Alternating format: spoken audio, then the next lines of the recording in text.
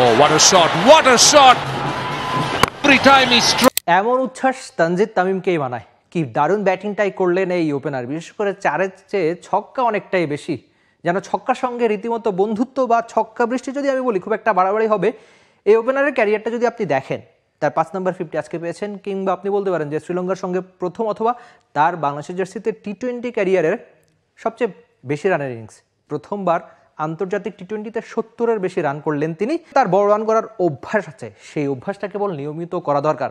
বিপিএলে তার 2টো সেঞ্চুরি আমি নিজে মাঠে বসে দেখেছি, যেদিন দেখেছিলাম যে বাংলাদেশি ওপেনাররা এরকম ঝড় ব্যাটিং করতে পারেন। পারেন। নামের সঙ্গে তামিম, তার আইডলও তামিম। তবে সাকিবের কথা শুনেছেন তামিম, একটু কি বাড়িয়ে বললাম? আচ্ছা আমি আপনাকে বলি, ঠিক আগের দিনই সাকিব আল হাসান একটা সাক্ষাৎকারে বলেছেন যে আরে আমাদের ওপেনাররা তো দারুণ খেলে, শুরু থেকে অ্যাটাকিং ক্রিকেট।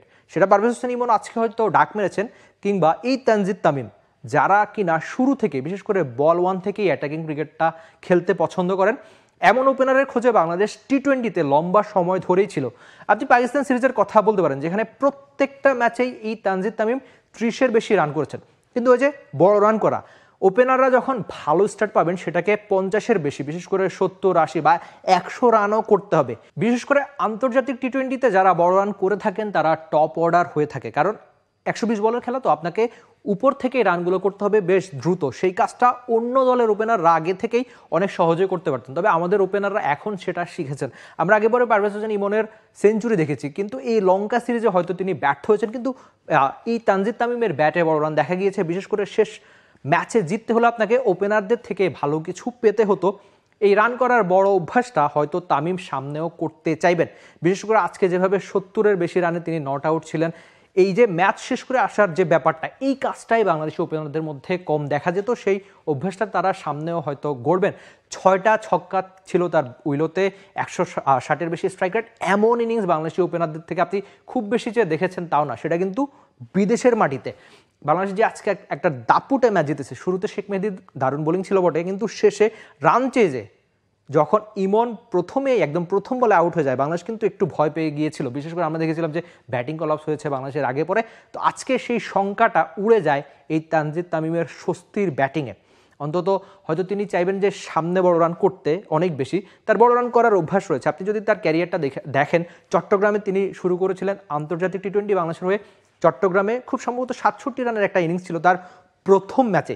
মানে প্রথম ম্যাচে যে ব্যাটার এমন একটা 50 করতে পারেন, তার তো বড় রান করার অভ্যাস রয়েছে। বিপিএলে বড় রান করেছেন, বিপিএলের সর্বোচ্চ রান স্কোরারদের সেরা একজন ছিলেন, এমনকি সেরা ব্যাটার তিনি ছিলেন। অনেক বেশি ছক্কা ছিল বাংলাদেশিদের মধ্যে। এক বিপিএলের সবচেয়ে বেশি ছক্কার রেকর্ডও এই তানজিদ তামিমের নামের সঙ্গে ছিল। তো আজকের এই স্বস্তির ইনিংসে আরেকটা স্বস্তি হতে পারে যদি তিনি এই বড় রানের অভ্যাস সামনে পাকিস্তান সিরিজেও ধারাবাহিকভাবে দেখাতে পারেন। আপনি হয়তো আশা করতে পারেন যে বাংলাদেশ একই রকম টি-20 ক্রিকেটটা খেলবে। পারভেজ হোসেন ইমন হয়তো এই সিরিজে ব্যর্থ হয়েছেন, শেষ 2 ম্যাচে ডাক, তিনি হয়তো পাকিস্তান সিরিজে কামব্যাক করতে চাইবেন। আর তানজিদ তামিমের ব্যাটে যিনি আজকে 70 পেরিয়ে বাংলাদেশকে জিতিয়েছেন, হয়তো তিনি সামনেও একই রকম বড় রান করতে চাইবেন। পারবে কি বাংলাদেশের ওপেনাররা? আপনি হয়তো স্বস্তির কথা বা আনন্দের কথা যে বাংলাদেশ প্রথম ম্যাচ হেরেও দারুণ একটা সিরিজ জয় শেষ করেছে লঙ্কা সফর। আর শেষটা একটু সাকিবের ওই কোটটা দিয়ে আরেকবার করি। সাকিব বলেছেন বাংলাদেশের ওপেনাররা বেশ দ্রুত রান করতে পারে, যেটা তিনি দেখে হাসছেন। তো সাকিবের সেই হাসির মতো বাংলাদেশও হাসুক বাংলাদেশের ওপেনাররা নাকি? For more updates, subscribe to our YouTube channel and click on the bell icon. Follow us on Facebook and Instagram. Download T-Sports app to enjoy exciting games and highlights. Visit tsports.com.